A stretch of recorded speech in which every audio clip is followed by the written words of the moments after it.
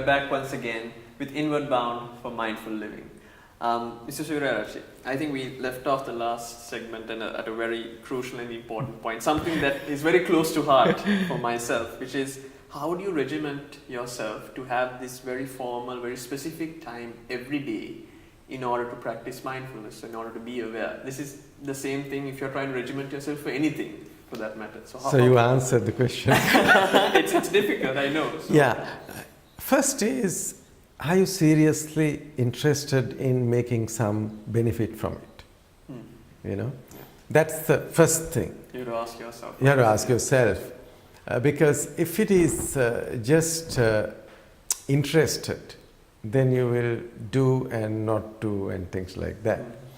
But if you are committed for something, that is, you find an excuse to do.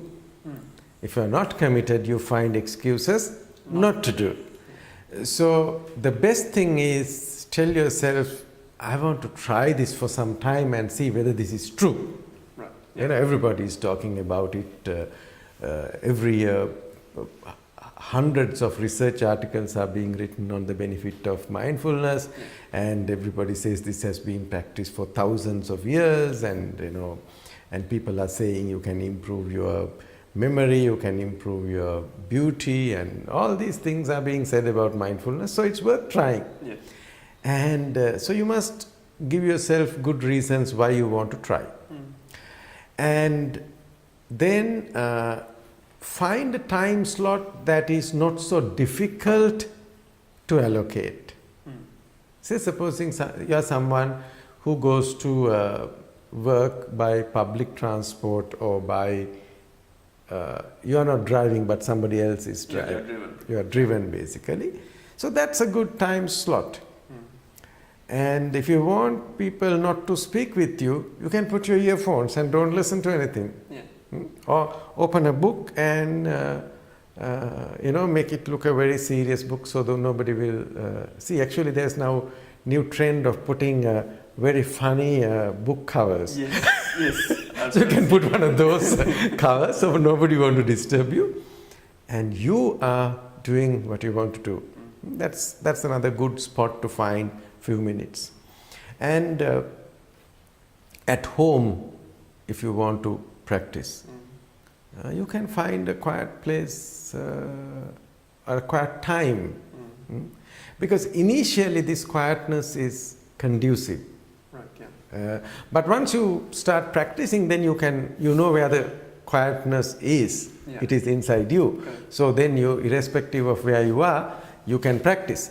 So finding a place, finding a time that is practically, you know, for the foreseeable future, this is a time slot that I will not find lot of difficulties to find. It's like finding time for something that you really want to do. Yeah. And if you say, I cannot find time, then it means you're not interested. Yeah. If you are interested, you will either wake up early or go to bed late. True. One of the two, no? Very true. Yeah. Yeah. So it's very important you make that commitment. After all, you are talking about a skill that is going to last your lifetime. After all, this is a skill that will make a lot of clarity in your mind. True. After all, this is a skill that will make you much happier than otherwise. If I may slightly segue, if you don't mind, Yeah. Mr. Raji. That's why you are here. To segue from topic to topic.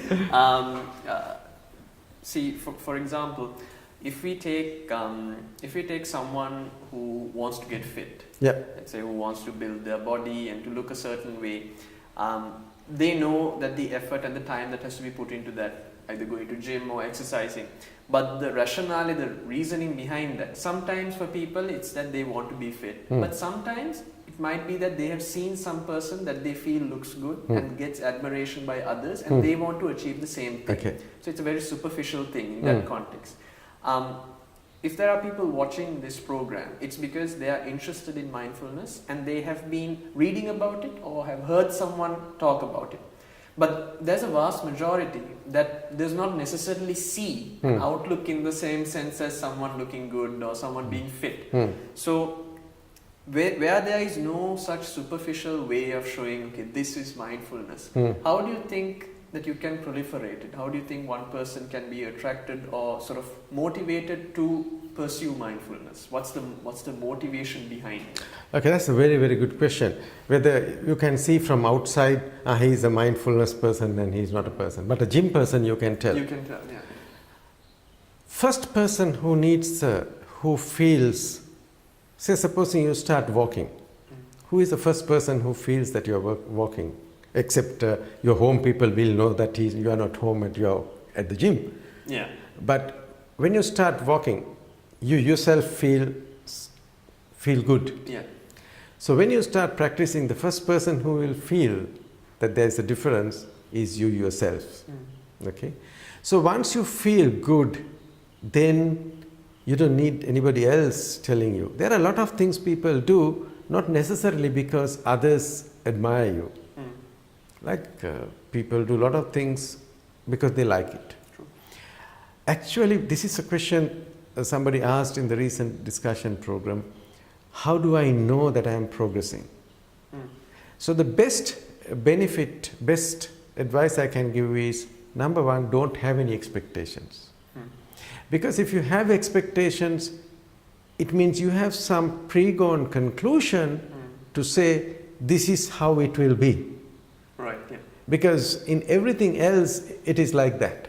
Yes. If you go to the gym, you should be able to measure how many kilos have you lost, how much have you reduced your waistline. Quantifiable. Yeah. Now, if you use the same approach to mindfulness, you are projecting a future that you don't know. Yeah, that's true. So then how do you discover? So this is about discovering. Right. While it is a skill, Yeah. it's about discovering. So it's a personal thing. Actually. It's a personal It's thing very and it's a journey. Having said that, when you start practicing, you realize yourself that after some time, you tend to feel that there's a level of inner stability, I would say. Okay. Right? Inner calmness or a stability that you feel within, number one. Number two, you become aware of what happens with you very quickly. And when you are having that capability, your immediate associates, people with whom you really interact, will begin to see a difference. A different you, so to speak. Exactly. I think we need to delve a little bit more into that, but right now we have to take a very quick break. We'll be right back.